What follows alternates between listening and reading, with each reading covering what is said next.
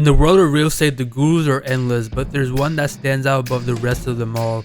The godfather of them, you can say, Grant Cardone. I'm sure you've seen enough of him on CoffeeZilla and others, and his grift goes back a long way, years even. But it looks like our favorite grifter is evolving. He's doing TikTok now. You're a millionaire, you're f***ing broke. Let's keep it real. What's a millionaire? Nothing. I don't want to offend anybody. Where's my... Oh.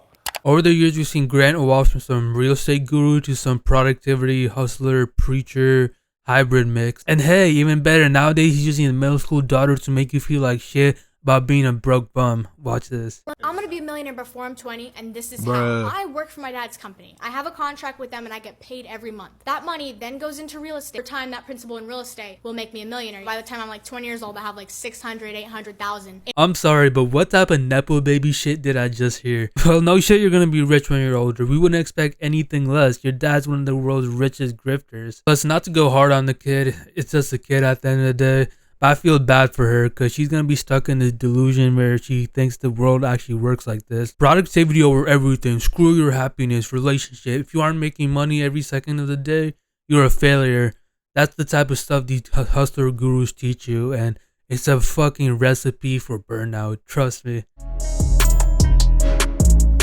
I can go on and on, but first let me jog y'all's memory about this guy because he's been at it for years. According to this article by HuffPost by this author named Tom Warren, who goes in deep on this guy's past, he's been accused of numerous things over the years, including lawsuits from former clients who allege that they were trapped in inflexible contracts. Court records from lawsuits involving Grant Cardone's training programs include claims from former clients who say they were trapped into lengthy, inflexible contracts that they were unable to pay for or get out of. He is currently at the center of an ongoing class action lawsuit filed in 2020 that alleges he misled investors on social media with overblown promises of high returns, to using his connections as a member of the Church of Scientology for business favors. Yeah, Scientology, that scary cult actors like Tom Cruise and John Travolta are part of.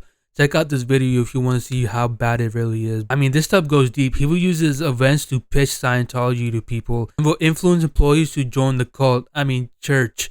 But after some complaints emerged, they've made him way more subtle. As a prominent member of the Church of Scientology, Cardone is also accused of infusing the controversial organization's teaching into his business methods, which led to a now settled lawsuit by former employees. In future years, he was allowed to tout his business at Scientology events. His devotion to Scientology was seemingly so strong that in 2017, he was sued by staff at his training firm who said attending Scientology events was a condition of employment and that they were told Cardone wants all employees in the church. YouTuber and ex-Scientologist Aaron Smith-Levin investigated and found that Cardone made millions front-running his investors by selling on marked-up properties. And these are just some of the things we know about, so the list can go on and on. California is the worst total communism. I've had 4 audits, I've won them all. And what's that process like? Terrible, worst thing, particularly in California. They're worse than the federal IRS because they're broke. In an exclusive interview, the executive alleged that around 3 years ago, external auditor found a discrepancy worth millions of dollars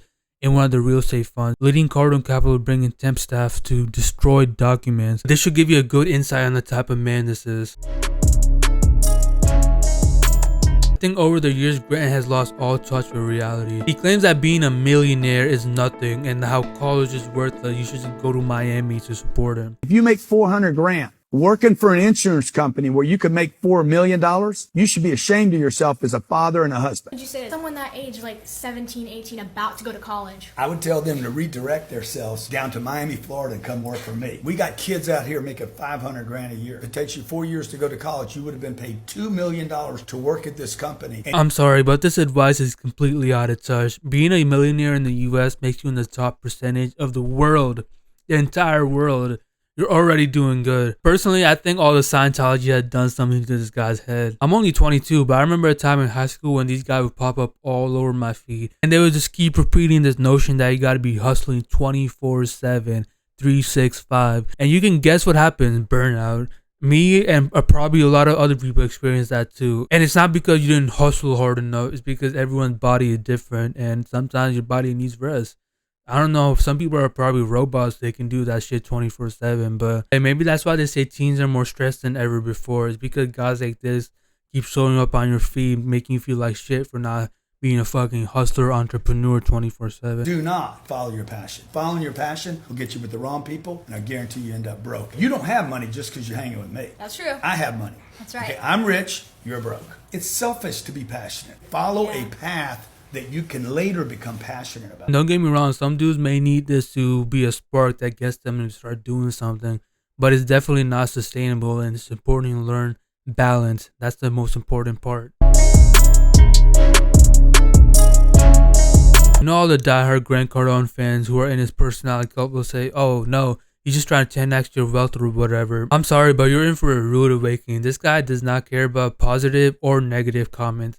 None of that shit matters to him. It's all numbers to him. Handling the negativity is definitely a muscle. Don't get too excited about the people that give you positive comments either. Why not? Because if you're affected by the positive comments, you'll be affected by the negative. The only thing Grant Cardone cares about is his empire and how to maintain it for his family. That's all he cares about. He doesn't give a shit about anything else. Oh, money won't make you happy. I'm not looking for happy. I'm looking for some money right now so I can create some wealth. So one day I don't have to work because money's coming in because of the assets I own. And then I can go worry about being happy. The only thing that buys my wife a Chanel bag is money. People vilify success because they gave up on it. People don't like me because they quit on them. You don't like me showing up in my plane because you gave up on your plane. And the sooner you realize that about him and other grifters, the more likely you'll see through their facade in the future. But, you know, Grant's one of those people that says idiotic things with great confidence. And since he's an authority figure, most people say, oh, he must be so profound with that I guess it's beyond my ken. I don't understand. He must be right. But I made him, I said, no, I don't agree with that. Please elaborate. I don't agree. And when I called him out on it, it all collapsed. If you stayed this far, I appreciate it. I'm going to still be grinding, making new videos. I hope y'all enjoyed. Like, comment, subscribe, and peace.